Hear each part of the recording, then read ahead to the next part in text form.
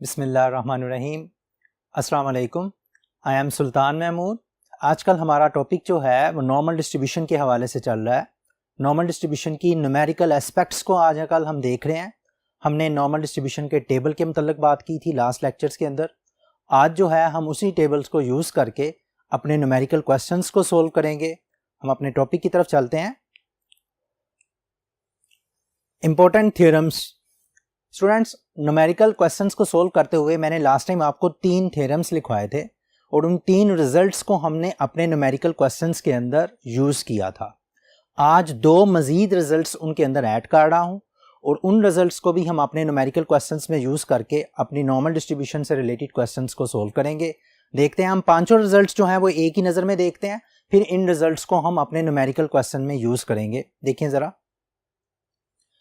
पहला रिजल्ट ये था, probability of z less than equal to a is equal to phi of a।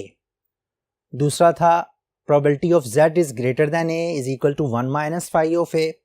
तीसरा था, probability of z a and b, a और b के दरमियान अगर कोई वैल्यू आपने प्रोबेबिलिटी मालूम करनी है तो phi of b minus phi of a। ये बात भी आपको मैंने बताई थी कि फाई ऑफ a हो या फाई ऑफ b हो, हम क्यूमुलेटिव डिस्ट्रीब्यूशन फंक्शन के टेबल में चेक करते हैं। मैंने टेबल को चेक करना भी आपको बता दिया था लास्ट टाइम। तो उसके मुताबिक जब हम फाई ऑफ ए या फाई ऑफ बी या कोई भी नंबर आपके पास अवेलेबल हो, उससे रिलेटेड हम वो वैल्यू जो है वो टेबल से चेक करते हैं और फिर उसके बाद उनकी जगह पर प्लेस कर देते हैं। यहाँ पर आपके पास अगर 2 नंबर्स के दरमियान प्रोबेबिलिटी निकालनी है तो ये ग्रेटर देन के लिए ये है, लेस देन के लिए ये है। इसके बाद एक आज के 2 थ्योरम्स जो हैं वो 2 रिजल्ट्स वो ये हैं, प्रोबेबिलिटी ऑफ z मॉडुलस यानी कि एब्सोल्यूट का साइन है, less than equal to a is equal to 2 phi of a minus 1। यानी कि जो भी यहाँ पर रिजल्ट होगा, जो भी रियल नंबर होगा, उन रियल नंबर के मुताबिक हम फाई ऑफ a जो है वो टेबल से चेक करेंगे। टेबल से चेक करने के बाद हम वैल्यू को यहाँ पर पुट कर देंगे। सिमिलर फैशन में probability of z greater than equal to a is equal to 2 phi of minus a। यानी कि यही रिजल्ट जो है वो माइनस ए की शक्ल में यहाँ पर आएगा। हम माइनस ए की प्रोबेबिलिटी मालूम कर लेंगे, टेबल से हम वो वैल्यू देखकर हम यहाँ पर अप्लाई कर सकते हैं। हमारी बुक के अंदर पेज नंबर 10 है, क्वेश्चन नंबर 4 का बी पार्ट है, उसका मैं फर्स्ट हिस्सा जो है वो बता रहा हूँ आपको। आपसे ये पूछा गया है कि आपने probability of z less than 1 मालूम करनी है, यानी कि z का मॉडुलस लेना है और इसकी प्रोबेबिलिटी लेस देन 1 के लिए आपने फाइंड आउट करनी है। देखें ज़रा, आप अगर इस पे नोट करें तो हमारा आज का ये वाला थ्योरम जो है, probability of z modulus less than equal to a is equal to 2 phi of a minus 1, इसको और इसको अगर हम कंपेयर करें तो हम ये वाला थ्योरम अप्लाई करके इसकी प्रोबेबिलिटी फाइंड आउट कर सकते हैं। हम इसको इसके मुताबिक जो है वो एडजस्ट करके लिख सकते हैं। मसलन मैं अगर ये लिखूं, probability of z less then a या probability 1, probability of z less then a किसके इक्वल है, 2 फाई ऑफ a। इसका मतलब है कि उस थ्योरम के मुताबिक हमारे पास होगा 2 फाई ऑफ 1 माइनस 1। a की जगह पर चूंकि 1 आ रहा है इसलिए मैंने a की जगह पर 1 रख दिया है। जैसे यहां पर इन दोनों को कंपेयर करके ये वाला थ्योरम अप्लाई किया है। मैंने लास्ट टाइम आपको ये बताया था मैंने कि जब आपके पास इक्वालिटी का साइन नॉर्मल डिस्ट्रीब्यूशन के अंदर या किसी भी कंटिन्यूस डिस्ट्रीब्यूशन के अंदर काउंट नहीं करता, अगर लगा दें तब भी ओके, अगर ना भी लगाएं तब भी ओके, क्योंकि इक्वालिटी के अंदर उसकी प्रोबेबिलिटी 0 हो जाती है किसी भी नंबर के साथ। अगर कंटिन्यूस डिस्ट्रीब्यूशन है तो किसी भी नंबर के साथ उसकी प्रोबेबिलिटी जो होगी वो 0 होगी एग्जैक्ट नंबर के ऊपर। इसलिए इक्वालिटी का साइन जो है वो इतना रोल प्ले नहीं करता। आप चाहे लगाएं चाहे ना लगाएं, आपका थ्योरम जो है वो वैसे का वैसे ही अप्लाई होगा। अब देखें, हमने थ्योरम अप्लाई किया है तो 2 फाई ऑफ 1 माइनस 1 जो है, फाई ऑफ 1 की वैल्यू जो है मैंने ऑलरेडी आपको टेबल वैल्यू दी है। ये TV stands for table value. Table value जो है वो क्या है जी, 0.84134। यानी कि फाई ऑफ 1 की जगह पर मैं ये वाली वैल्यू प्लेस करूंगा तो मेरे पास जो है ये रिजल्ट आएगा 2 इंटू, ये फाई ऑफ 1 की वैल्यू मैंने टेबल से देखी है पीछे, तो आपके पास 0.84134 0.84134 माइनस 1। अब आप इसको कैलकुलेट कर सकते हैं। इसको पहले 2 से मल्टीप्लाई करें, जो रिजल्ट आए उसमें से 1 माइनस कर दें। जब मैं इसको 2 से मल्टीप्लाई करता हूं तो 2 multiplied by 0.84134, this will give you 1.68268।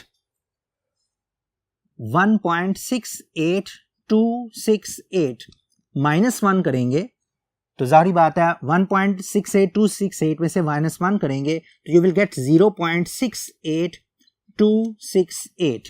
ये आपका रिक्वायर्ड रिजल्ट आ जाएगा इसके लिए, यानी कि probability of z modulus less than 1 is equal to this. ये आपकी रिक्वायर्ड प्रोबेबिलिटी निकल आएगी। हमने पहले वाला थ्योरम जो आज मैंने इंट्रोड्यूस करवाया उसको यूज करके इसके लिए इसके न्यूमेरिकल को मैंने सोल्व कर दिया है।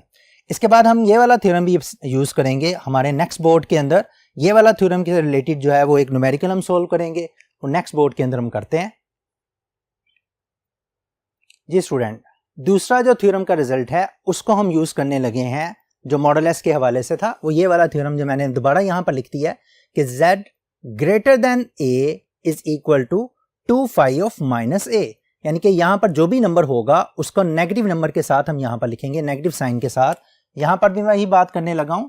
देखें यहां पर भी जो है ये वाला था z modulus greater than 2 z greater than a। Equality का साइन हो या ना हो कोई फर्क नहीं पड़ता।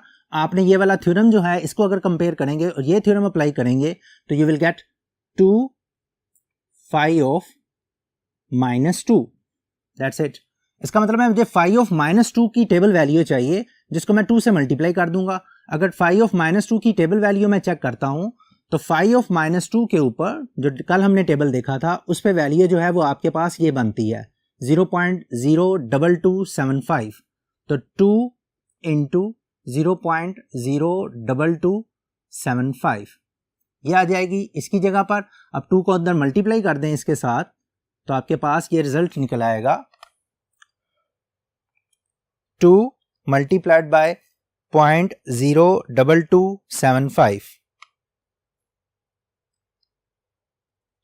This will give you 0.0455।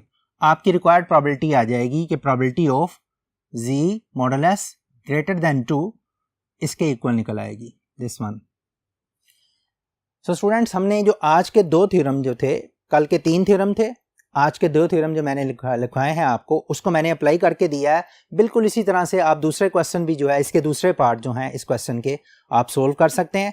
इसी क्वेश्चन का क्वेश्चन नंबर 4 का लास्ट पार्ट जो है वो मैंने आपके लिए लिखा है, वो ये वाला थ्योरम नहीं, वो पिछले थ्योरम को, ताकि उसकी रिवीजन भी आपको इजीली हो जाए।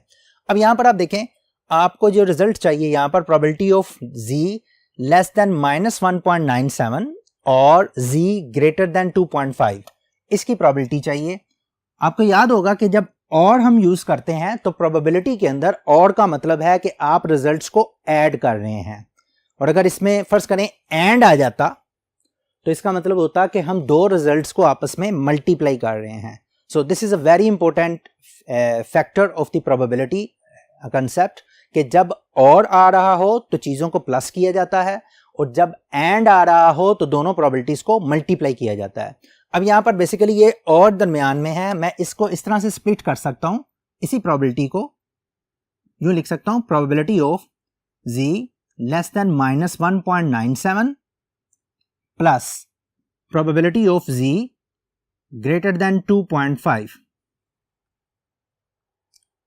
क्लियर? यानी कि ये और की बजाय मैंने यहां पर क्या लिख दिया है, प्लस लिख दिया और दोनों प्रोबेबिलिटीज को ऐड कर दिया है। अब अगर आप नोट करें तो लेस देन की डायरेक्ट वैल्यू मुझे टेबल से मिल सकती है। हमने लास्ट टाइम भी ये बात की थी कि जब भी z की वैल्यू किसी न्यूमेरिकल वैल्यू से लेस होगी तो वो डायरेक्टली मुझे टेबल से मिल जाएगा, लेकिन ग्रेटर देन की वैल्यू जो है वो डायरेक्टली टेबल से नहीं मिलती, उसको मैं लेस देन में कन्वर्ट कर सकता हूं। तो ग्रेटर देन को जब मैं लेस देन में कन्वर्ट करता हूं तो मैं इजीली यहां से ये लिख सकता हूं, मसलन मैं यहां पर ये लिखता हूं, वैसे ही लिख रहा हूं, probability of z less then -1.97 plus इस ग्रेटर देन को जब मैं लेस देन की शक्ल में लिखूंगा तो 1 माइनस की शक्ल में लिखूंगा, इसके कॉम्प्लीमेंट में 1 minus probability of z less then 2.5। अब देखें ये आपके पास ये वाला जो लेस ग्रेटर देन वाला हिस्सा है ये भी लेस देन में कन्वर्ट हो जाएगा। अब आप इसको लिख सकते हैं 1 minus probability of z less then this. ये दोनों वैल्यूज जो हैं वो टेबल में आपके पास अवेलेबल हैं। एक वैल्यू ये है, दूसरी वैल्यू ये है, और उसमें ही आप 1 ऐड करेंगे तो आपके रिक्वायर्ड आंसर आ जाएगा।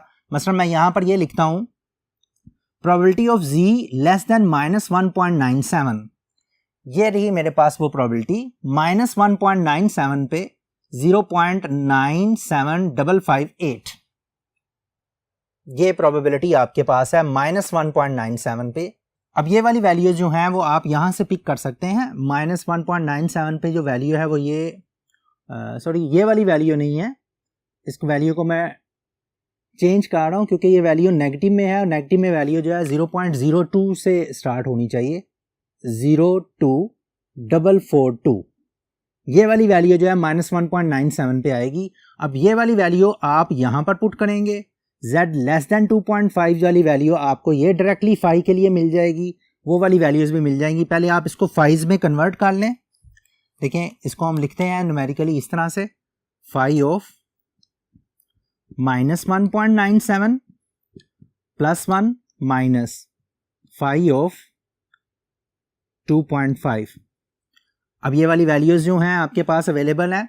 -1.97 पे जो वैल्यू बनती है वो है जी 0.02442 +1 माइनस 2.5 पे जो वैल्यू है वो है 0.99379। अब ये वाली वैल्यूज़ जो हैं, इन तीनों वैल्यूज़ को आप ऐड कर सकते हैं, एज इट इज़ ही आप लिख लें। कैलकुलेट अगर आप करते हैं इसको तो 0.02442 +1 माइनस 0.99379, आपका फाइनल रिजल्ट जो आएगा इस केस में वो है जी 0.03063। So this is your required probability कि आपकी वैल्यू इन दोनों वैल्यूज़ के दरमियान फॉल करती है, ये आपकी रिक्वायर्ड प्रोबेबिलिटी आ जाएगी इस केस में। स्टूडेंट्स, ये आपने देखा कि आपके पास जो 5 थ्योरम्स मैंने अभी लिखे हैं उन तमाम को मैंने अप्लाई करके दिखा दिया आपको। अब उसके बाद जो है हमारे पास कुछ टेक्निकल कंसेप्चुअल क्वेश्चन है, एक क्वेश्चन नंबर 7, उसके अंदर जो छोटी छोटी चीज़ें हमसे पूछी गई हैं ताकि हमारे जहन में वो रिफ़्रेश हो जाएं जो हम पहले से कंसेप्ट सीख चुके हैं। मैंने ये इंटेंशनली ये क्वेश्चन नंबर 7 आपके लिए चूज़ किया है ताकि आप जो है वो उसको बेहतर तरीके से जो कंसेप्ट सीखे हैं उसको आगे बढ़ाया जा सके। क्वेश्चन 7 का बी पार्ट जो है वो ये है, in a standard normal distribution what is the value of mode, पहला पार्ट। फिर दूसरा पार्ट है, the area to the right of z is equal to 1 is 0.1587, what is the area to the left of z is equal to 1। यानी कि right पे अगर area z is equal to 1 पे ये वाला एरिया है तो लेफ्ट पे एरिया कितना होगा और इसका मोड क्या होगा। इसका थर्ड पार्ट जो है हम थर्ड पोर्शन पे चल के चलेंगे, देखेंगे normal distribution, standard normal distribution का जो मोड होता है वो क्या होता है। सबसे पहले तो हमें ये आइडिया होना चाहिए कि what is the mean of standard normal distribution. So quick tell me, ज़हन पे जोर डालें, नॉर्मल डिस्ट्रीब्यूशन का, स्टैंडर्ड नॉर्मल डिस्ट्रीब्यूशन का मीन क्या होता है। मैं हिंट दे रहा हूं, स्टैंडर्ड नॉर्मल रैंडम वेरिएबल की जब हमने बात की थी उस वक्त हमने स्टैंडर्ड नॉर्मल रैंडम वेरिएबल का मीन भी बोला था जी, exactly 0। Standard normal random variable का मीन जो है वो 0 है।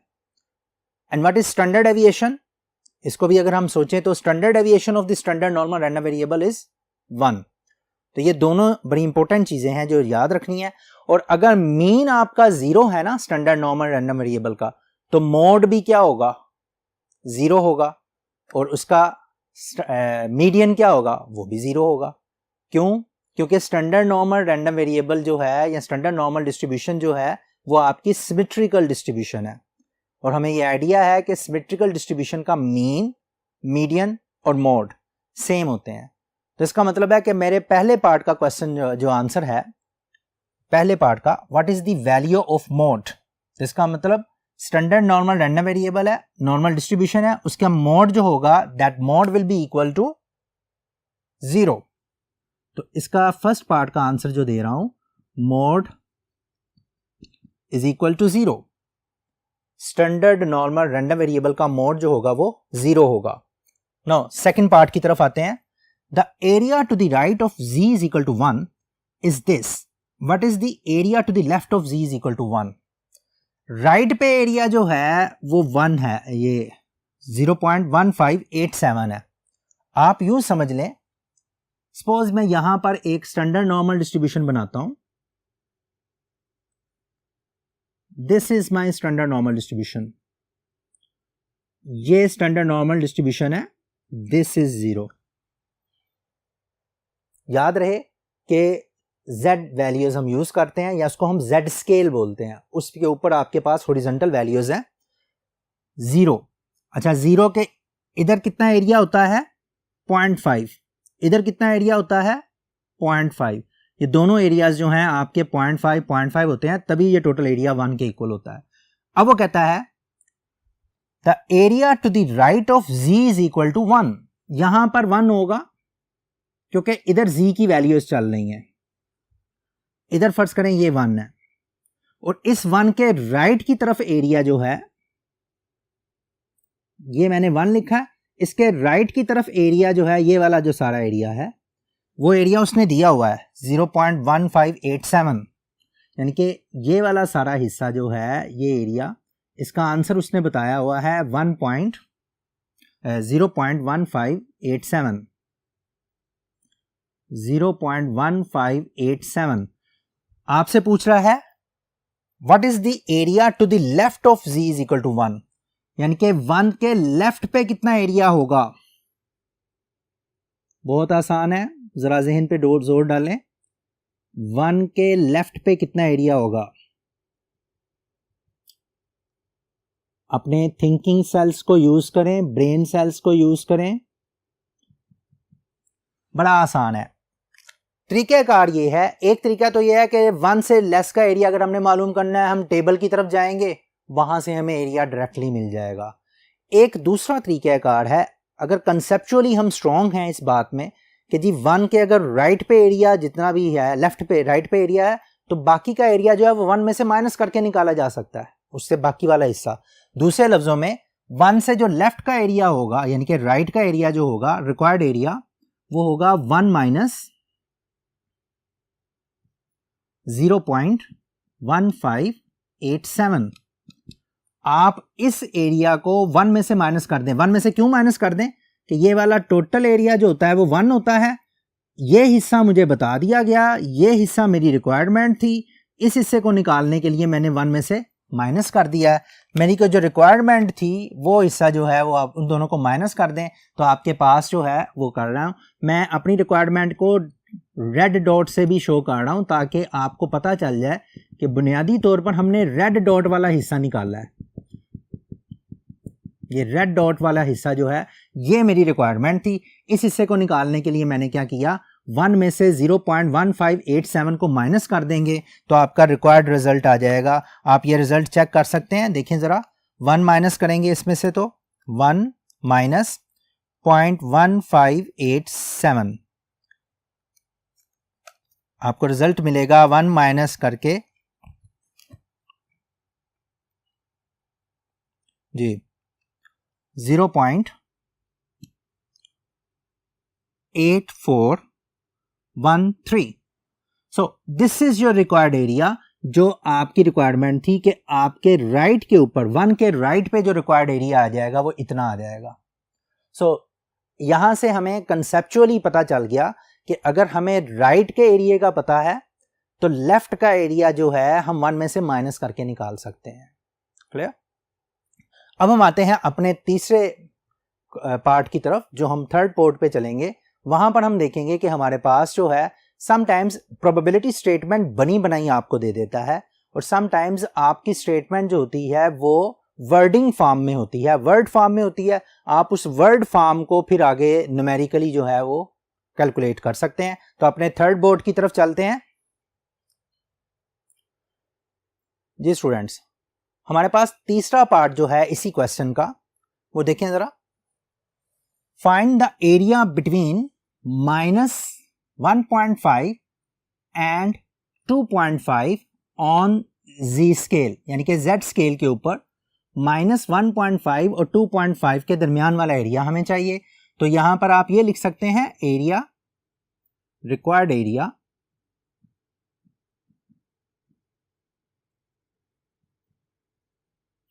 इज इक्वल टू, जैसे हमने बात की है कि एरिया का मतलब कंटिन्यूस डिस्ट्रीब्यूशन के अंदर प्रोबेबिलिटी ही मालूम करना है। आप इसको न्यूमेरिकल फॉर्मेट में इस तरह से लिख सकते हैं कि we need this one, z की वैल्यू जो है वो इन दो वैल्यूज के दरमियान फॉल करे, -1.5 एंड 2.5। सिंपल। अब हमारे पास जो है थ्योरम जो यूज होगा वो यही है कि आपके पास अगर दो a और b के दरमियान एरिया आपको चाहिए तो आप क्या करें, जो लार्जर नंबर है उसकी टेबल वैल्यू पहले लिखेंगे, यानी कि phi of 2.5 minus phi of -1.5। यहां पर अब आपके पास फाई ऑफ 2.5 जो है वो आ जाएगा 0.999379 और माइनस यहां पर फाई ऑफ -1.5 की वैल्यू अगर आप देखनी है, ये है आपके पास 1.5 की वैल्यू। अगर मैं फाई ऑफ -1.5 की वैल्यू लिखना चाहूं तो वो भी लिख सकता हूं डायरेक्टली यहां से,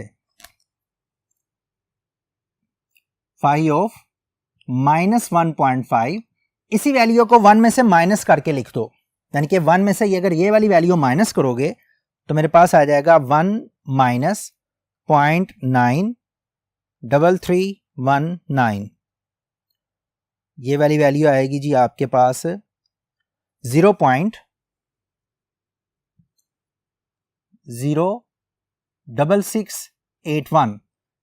फाई ऑफ माइनस ये वाला वैल्यू जो है वो आप यहां पर पुट कर सकते हैं 0.06681।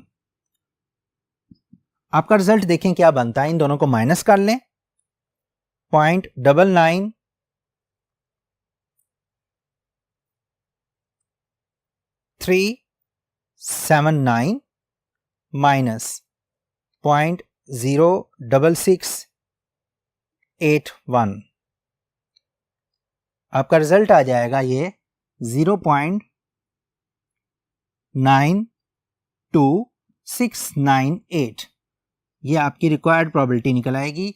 यानी कि स्टेटमेंट वाले क्वेश्चन को, जिस क्वेश्चन के अंदर वर्ड्स दिए जाते हैं, उस क्वेश्चन को पहले आप न्यूमेरिकल फॉर्मेट में लिख लें ताकि आपको आइडिया हो जाए कि आपके न्यूमेरिकल लैंग्वेज के अंदर वो क्वेश्चन किस तरह से चेंज हो जाएगा। उसी के मुताबिक आप अपनी एडजस्टमेंट कर लें, इसकी प्रोबेबिलिटी मालूम करें, इसके लिए प्रोबेबिलिटी आप टेबल में वैल्यू चेक करें, इन दोनों को आपस में माइनस करें, हमारे पास जो है हमारा रिक्वायर्ड रिजल्ट आ गया।